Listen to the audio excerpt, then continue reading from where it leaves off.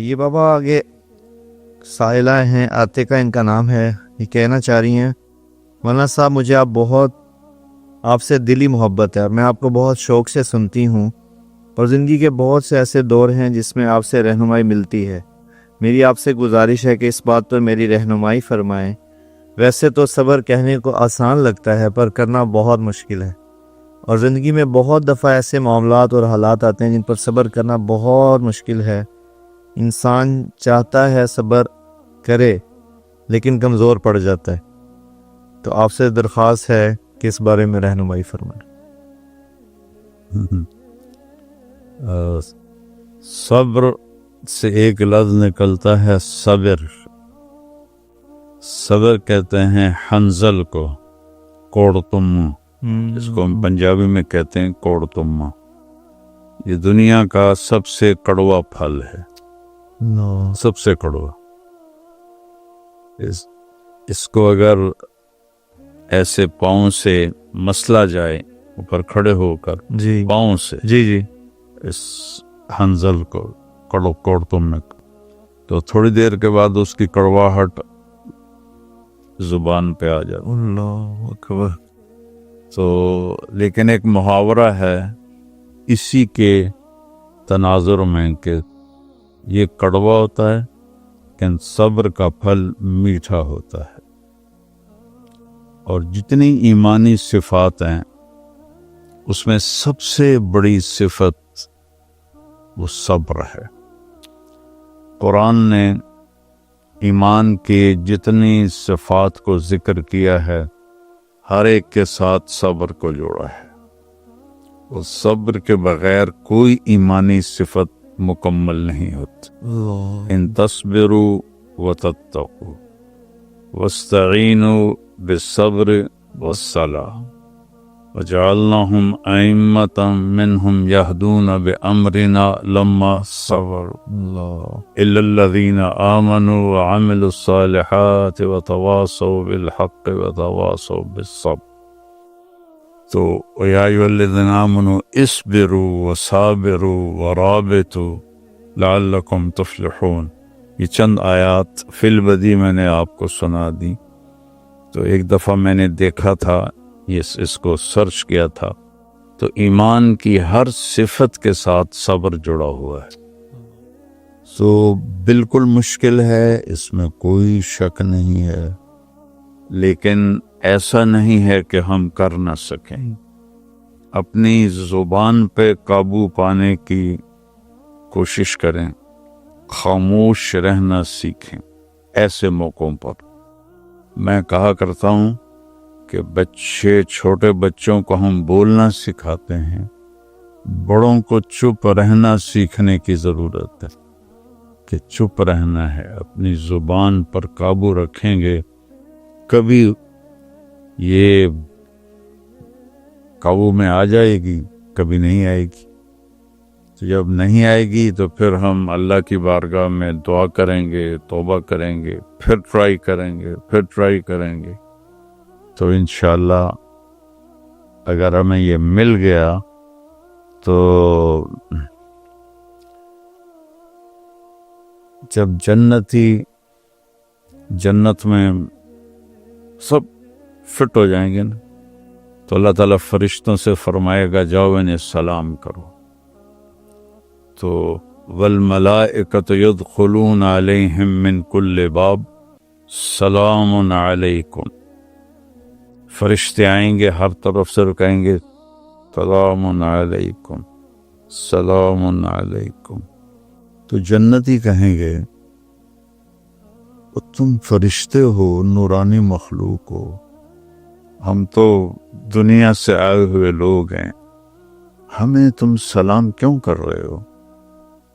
تو جنت میں آدمی کتنی سارے اعمال اللہ نے شرط لگائی ہے پھر جنت جائیں گے، لیکن وہ صرف ایک عمل کا ذکر کریں گے، سلام علیکم بما صبرتم۔ اللہ اکبر۔ ہم تمہیں اس لیے سلام کر رہے ہیں کہ تم نے دنیا میں صبر کا دامن نہ چھوڑا۔ اللہ تو یہ اتنی بڑی صفت ہے۔ پھر ایک اور حدیث سنت، قیامت کے دن اعلان ہوگا صبر والے کھڑے ہو جاؤ،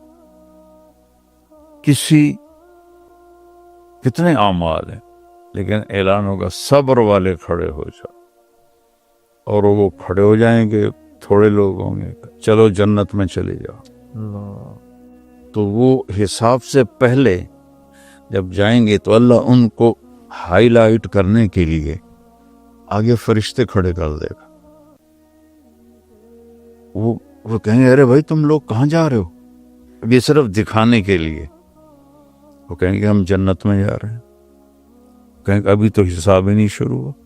کون لوگ ہو؟ حساب سے پہلے کہا ہم صبر والے ہیں۔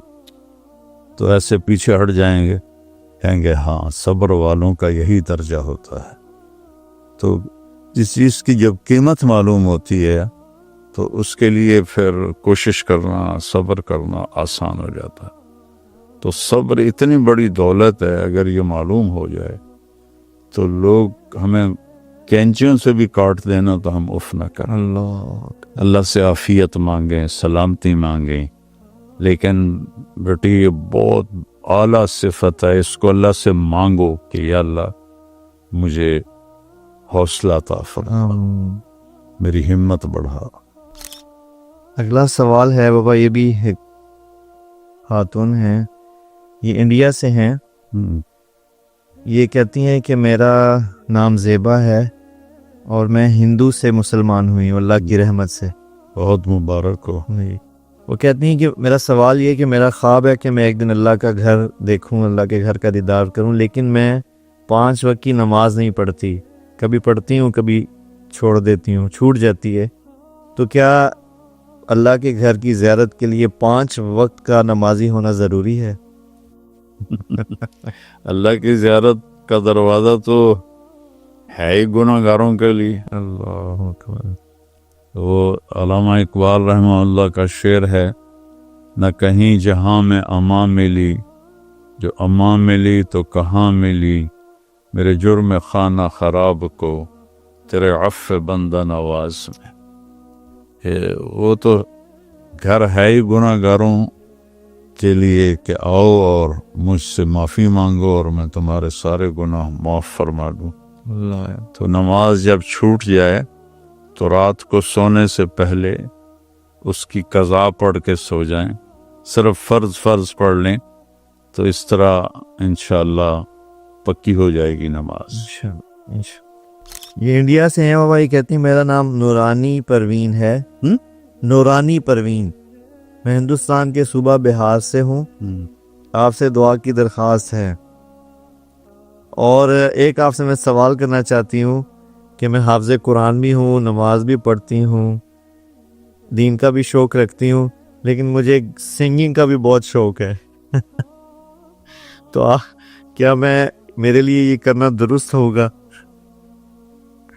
ان سے کہیں آپ قرآن کا نغمہ گایا کریں، اللہ تعالیٰ آپ کو جنت کی موسیقی سنائے گا۔ ماشاءاللہ۔ قیامت کے دن جنت میں اعلان ہوگا، این الذین کانوا ینزہون اسماعہم عن اصوات المزامیر، وہ میرے بندے بندیاں کہاں ہیں جو دنیا کے ڈھول ڈھمکوں اور شیطانی بانسریوں سے اپنے کانوں کو بچاتے تھے۔ تو وہ لوگ کہیں گے ہم حاضر ہیں یا اللہ، کہ تم نے دنیا میں نہیں سنے شیطانی نغمے، آج میں تمہیں جنت کے نغمے سنواؤں گا۔ اللہ حوروں سے کہے گا گاؤ، وہ اس میں لوگ گم ہو جائیں گے، اپنے آپ کو بھول جائیں گے۔ پھر اللہ فرمائیں گے کیسا ہے؟ کہیں گے بہت اعلیٰ۔ جنید جمشید رحمت اللہ علیہ نے مجھ سے کہا کہ ہم جو گانا بناتے ہیں وہ 3.5 منٹ کا ہوتا ہے اور اس میں مہینہ لگ جاتا ہے۔ میں نے کہا اتنا مختصر کا لوگ لمبا سنتے نہیں۔ میں نے کہا 4 منٹ بھی نہیں کرنے، بور ہو جاتے۔ اور آپ کو یاد ہوگا ابھی جو وہ کیا نام، ماہر زین نے کہا اب 2.5 منٹ۔ میں نے کہا جنت کا پہلا نغمہ گانا جو حوروں سے سنوائے گا 70 سال پہ ہوئے تو مست ہو جائیں گے لوگ۔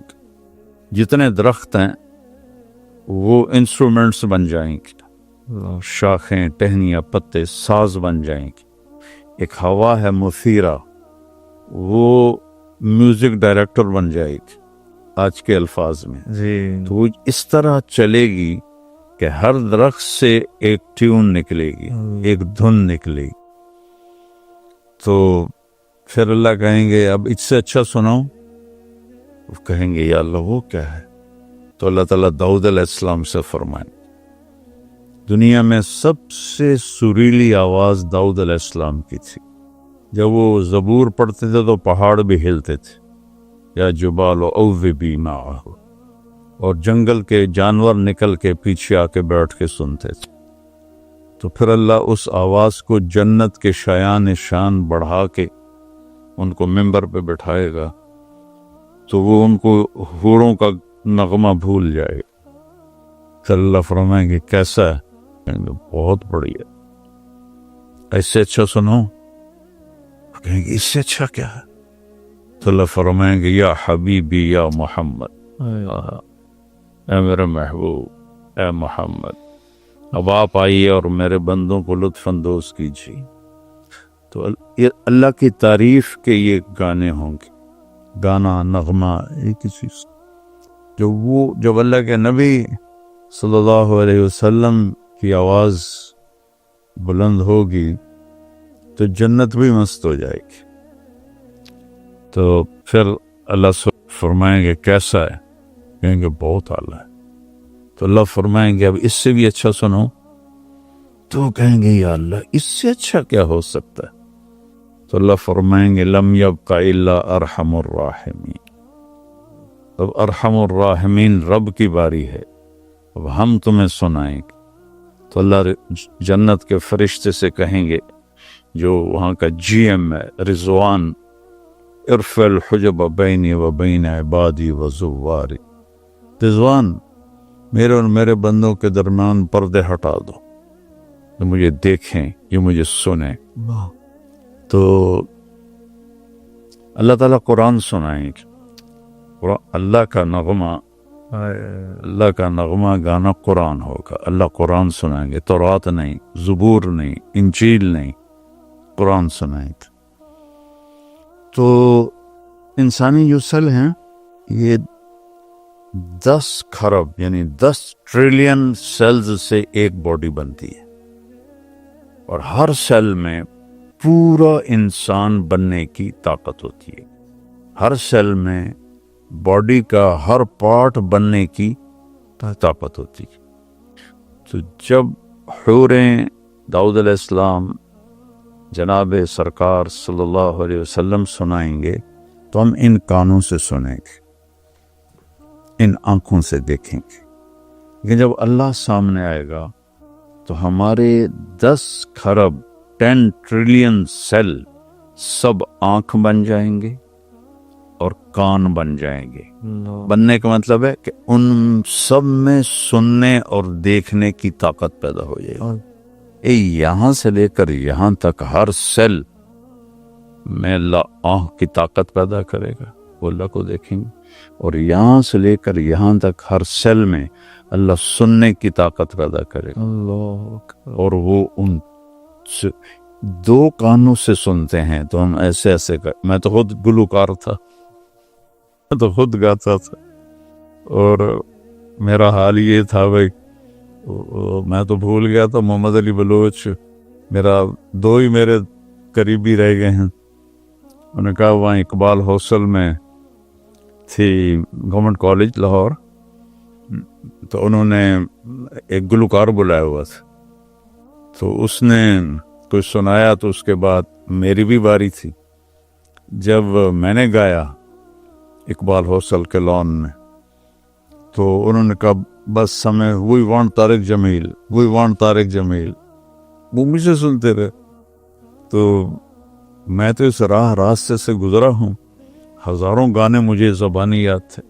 اب بھی یہ جو نعتیں پڑھتے ہیں گانوں کی طرز پر وہ میں فوراً پکڑ لیتا ہوں. اگر 60 اور 70 کے درمیان کا کوئی گانا ہو تو وہ کرتے ہیں تو میں کہہ دیتی ہوں فلاں گانا گانے والا ہے.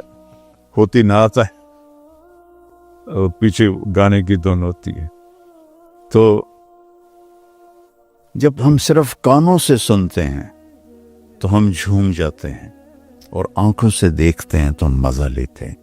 जब आपकी 10 खरब आंखें हों और 10 खरब कान हों और उससे आप अल्लाह को देखें और इतने कानों से सुने, तो उसको कौन नाप सकता है।